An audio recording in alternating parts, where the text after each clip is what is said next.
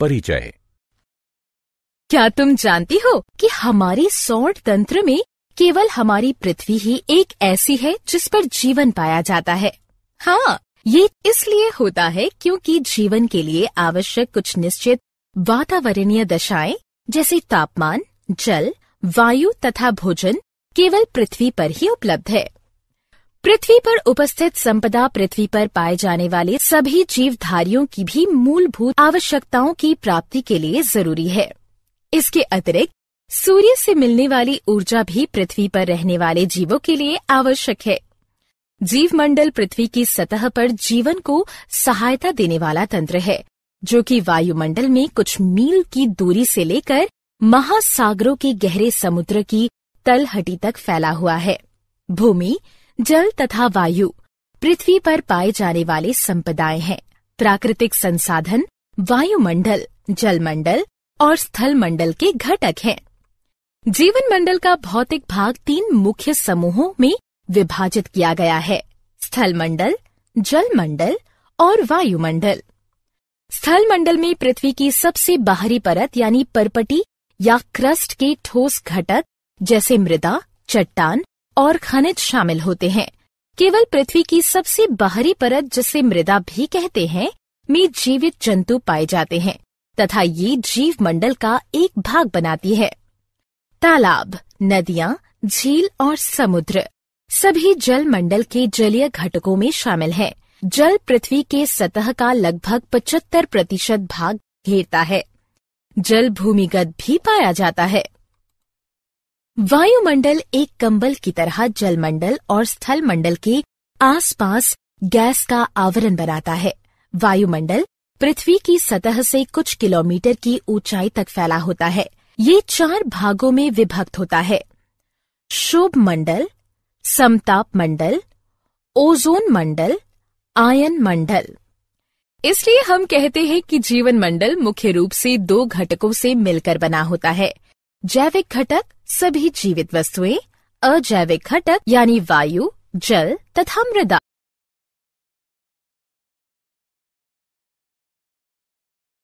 उद्देश्य।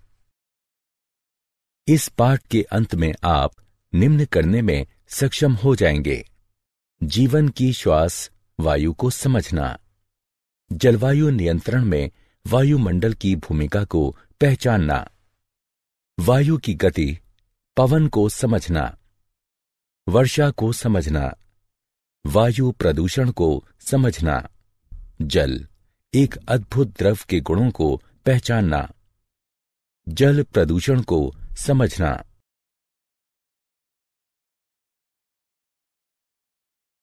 जीवन की श्वास वायु।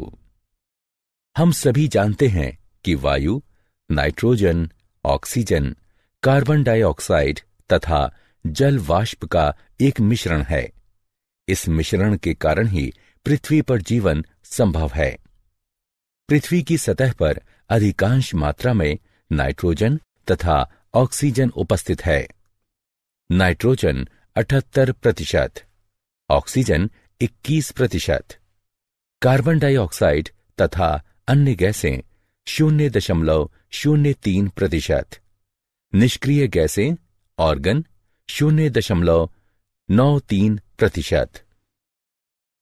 हम ये पहले से ही जानते हैं कि जीवधारी यूकेरियोटिक या प्रोकैरियोटिक कोशिकाओं से मिलकर बने होते हैं। इसलिए कोशिकाओं को ग्लूकोज अणुओं के विखंडन तथा अपने क्रियाकलापों के लिए ऊर्जा प्राप्त करने के लिए ऑक्सीजन की आवश्यकता होती है। इसके परिणाम स्वरूप कार्बन डाइऑक्साइड का निर्माण होता है। एक अन्य प्रक्रिया जिसके परिणाम स्वरूप ऑक्सीजन की खपत तथा कार्बन डाइऑक्साइड का निर्माण होता है, दहन की प्रक्रिया कहलाती है, जो कि या तो मानव क्रियाकलापों अथवा जंगलों में लगी आग का परिणाम होती है। हालांकि विभिन्न क्रियाकलापों द्वारा कार्बन डाइऑक्साइड का एक बड़ी मात्रा में निर्माण होता है, किंतु फिर भी वायुमंडल में कार्बन डाइऑक्साइड का प्रतिशत कुल प्रतिशत का एक छोटा सा भाग ही है। कार्बन का यह प्रतिशत सीमित इसलिए है क्योंकि कार्बन डाइऑक्साइड दो विधियों से स्थिर होती है। पहला, हरे पौधे इसे ग्रहण करके सूर्य के प्रकाश तथा क्लोरोफिल की उपस्थिति में ग्लूकोज में बदल देते हैं। दूसरा, बहुत से समुद्री जंतु समुद्री जल में घुले कार्बोनेट से अपने कवच बनाते हैं। जलवायु नियंत्रण में वायुमंडल की भूमिका। जैसे कि हम पहले भी चर्चा कर चुके हैं कि वायुमंडल पृथ्वी को एक कंबल की भांति ढकता है। हम यह भी जानते हैं कि वायु ऊष्मा का एक कुचालक है। वायुमंडल दिन में तापमान को अचानक बढ़ने से रोकता है। वायुमंडल पृथ्वी के औसत तापमान का दिन के समय और यहां तक कि पूरे वर्ष भर लगभग नियत बनाए रखता है और रात के समय ऊष्मा को बाहरी अंतरिक्ष में जाने की दर को कम करता है। पृथ्वी तथा चंद्रमा सूर्य से लगभग समान दूरी पर हैं, किंतु चंद्रमा की सतह जहां वायुमंडल नहीं है, उस पर तापमान -190 डिग्री सेल्सियस से 110 डिग्री सेल्सियस के मध्य रहता है।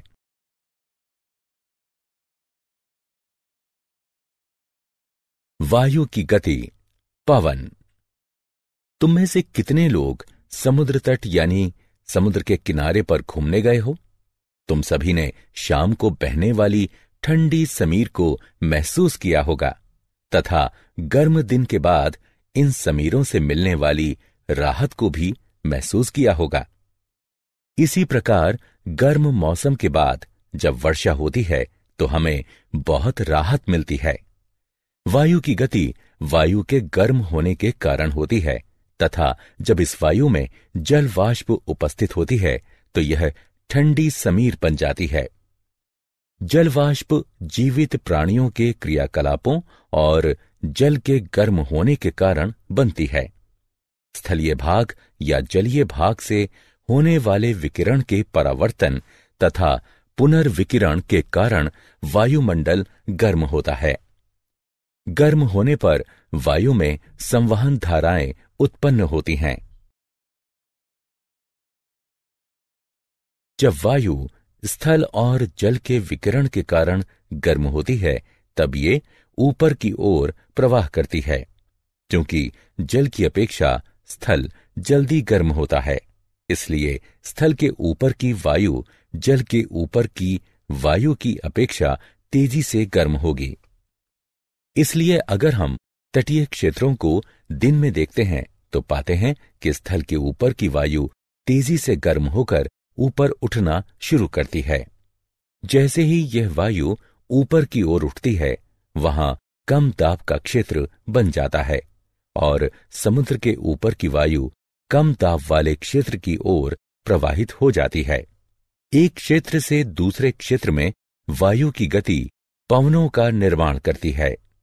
दिन के समय हवा की दिशा समुद्र से स्थल की ओर होगी। रात के समय स्थल और समुद्र दोनों ठंडे होने लगते हैं।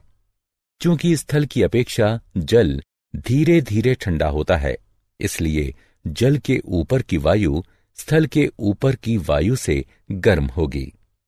हवा की सभी गतियां विभिन्न वायुमंडलीय प्रक्रियाओं का परिणाम है, जो पृथ्वी के वायुमंडल के असमान विधियों से गर्म होने के कारण होता है। इन हवाओं को बहुत से अन्य कारक भी प्रभावित करते हैं, जैसे पृथ्वी की घूर्णन गति तथा पवन के मार्ग में आने वाली पर्वत श्रृंखलाएं। वर्षा। जैसा कि हम सब जानते हैं कि गर्म, नम तथा उठने वाली वायु आसमान में बादलों का निर्माण करती है। इस प्रकार हम यह कह सकते हैं कि दिन के समय जलीय भाग के गर्म हो जाने से बादल बनते हैं।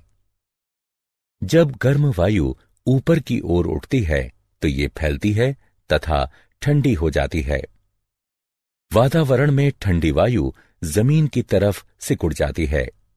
ठंडा होने के कारण हवा में उपस्थित जलवाष्प छोटी छोटी जल की बूंदों के रूप में संघनित हो जाती है।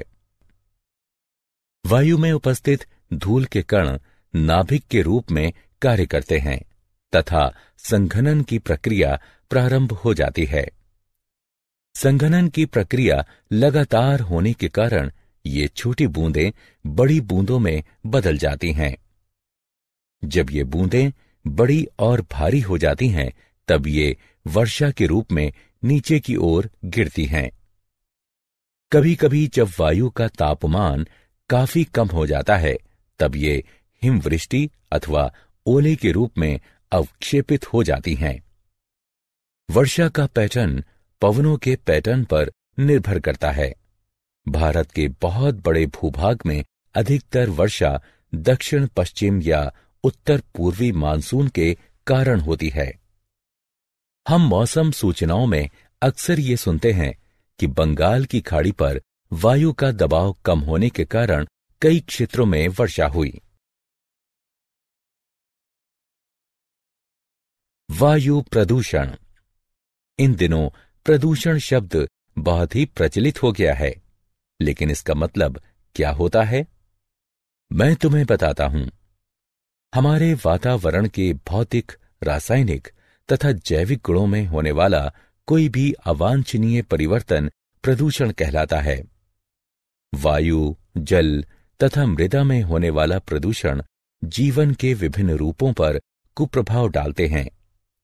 जबकि प्रदूषक एक ऐसा पदार्थ, रसायन या कारक है जो कि वातावरण में पहुंचकर मानव के जीवन पर बुरा प्रभाव डालता है। प्रदूषक को इस प्रकार भी परिभाषित किया जा सकता है कि यह एक गलत मात्रा में, गलत स्थान पर या गलत समय पर पाया जाने वाला एक घटक है। वातावरण में बाह्य कणों अथवा गैसों की उपस्थिति जो कि मानव, पौधों तथा जंतुओं के लिए हानिकारक होती है, वायु प्रदूषण कहलाती है। वायु प्रदूषण का मुख्य कारण जीवाश्म ईंधन का दहन है। जीवाश्म ईंधन जैसे कोयला और पेट्रोलियम पदार्थों में नाइट्रोजन और सल्फर की बहुत कम मात्रा होती है। जब ये ईंधन जलते हैं, तब नाइट्रोजन और सल्फर भी इसके साथ जलते हैं तथा यह नाइट्रोजन और सल्फर के विभिन्न ऑक्साइड उत्पन्न करते हैं।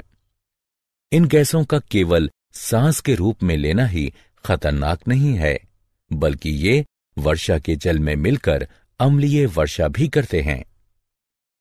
जीवाश्म ईंधनों का दहन वायु में निलंबित कणों की मात्रा को भी बढ़ा देता है। ये निलंबित कण बिना जले कार्बन कण या पदार्थ हो सकते हैं, जिन्हें हाइड्रोकार्बन कहा जाता है।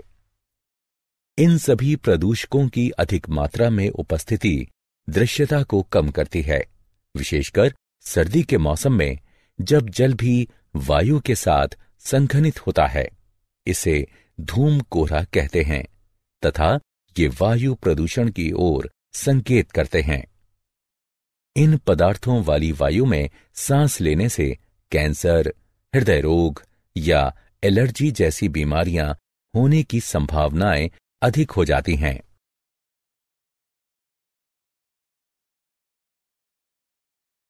जल एक अद्भुत द्रव। जल पृथ्वी की सतह के सबसे बड़े भाग पर उपस्थित है और यह भूमिगत भी होता है।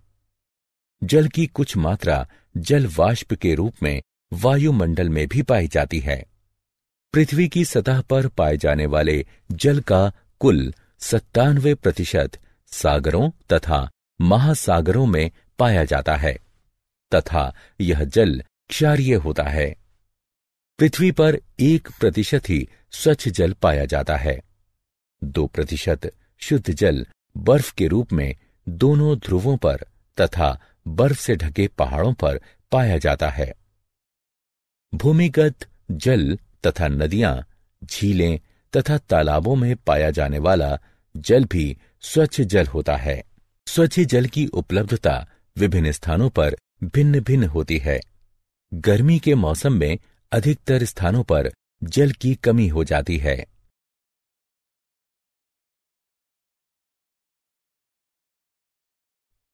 जल का महत्व।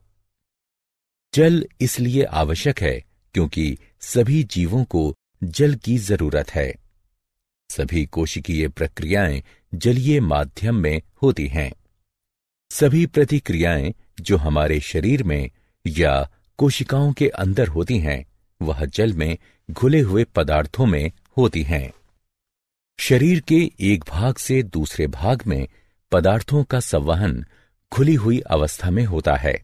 इसलिए जीवित प्राणी जीवित रहने के लिए अपने शरीर में जल की मात्रा को संतुलित बनाए रखते हैं।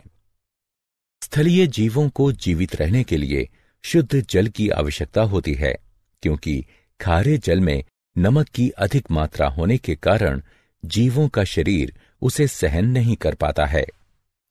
इसलिए प्राणियों और पौधों को पृथ्वी पर जीवित रहने के लिए आसानी से जल उपलब्धि के स्रोत आवश्यक हैं।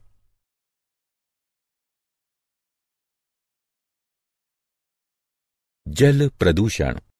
क्या तुम्हें पता है कि जल प्रदूषण जल में कुछ ऐसे पदार्थों के मिलने के कारण होता है जो कि जल की गुणवत्ता को कम करते हैं, जिससे यह स्वास्थ्य पर भी कुप्रभाव डालता है।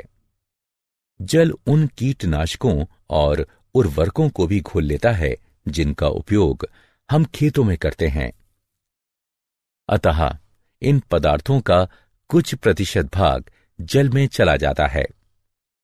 हमारे शहर या नगर के नाले का जल और उद्योगों का कचरा भी नदियों तथा झीलों में संग्रहित हो जाता है।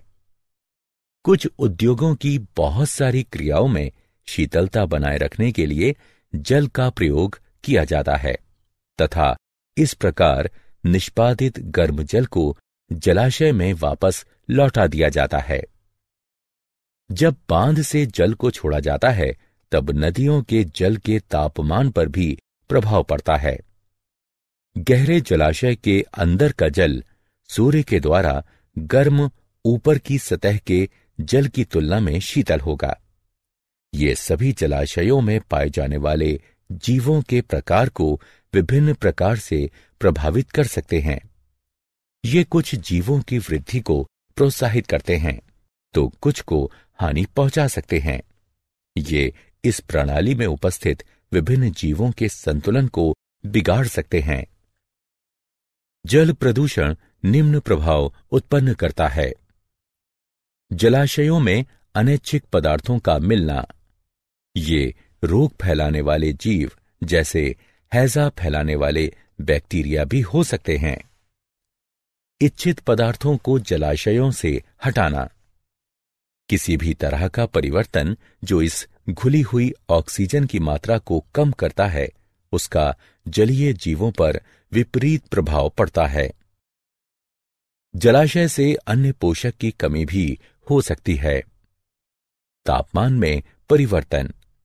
जलीय जीव जिस जलाशय में रहते हैं, वे वहां के एक विशिष्ट तापमान के अनुकूल होते हैं और उस तापमान में अचानक परिवर्तन उनके लिए खतरनाक होगा या प्रजनन की प्रक्रिया को प्रभावित करेगा। विभिन्न प्रकार के जंतुओं के अंडे और लार्वा तापमान परिवर्तन के प्रति संवेदनशील होते हैं।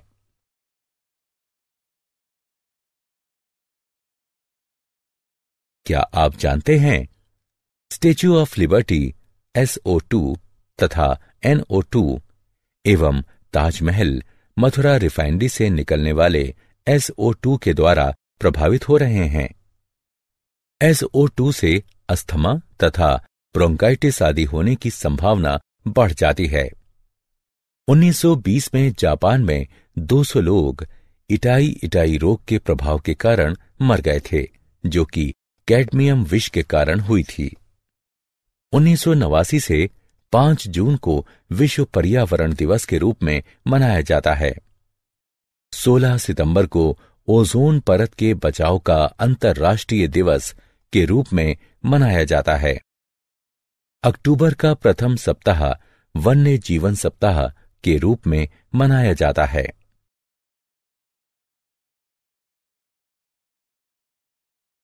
सारांश। आइए हमने जो कुछ सीखा है उसे संक्षेप में दोहराएं। पृथ्वी पर जीवन मृदा, वायु, जल तथा सूर्य से प्राप्त ऊर्जा जैसी संपदाओं पर निर्भर करता है। स्थल और जलाशयों के ऊपर विषम रूप से वायु के गर्म होने के कारण पवनें उत्पन्न होती हैं। जलाशयों से होने वाले जल का वाष्पीकरण तथा संघनन हमें वर्षा प्रदान करता है। किसी क्षेत्र में पहले से विद्यमान वायु के रूप पर होने वाली वर्षा का पैटर्न निर्भर करता है।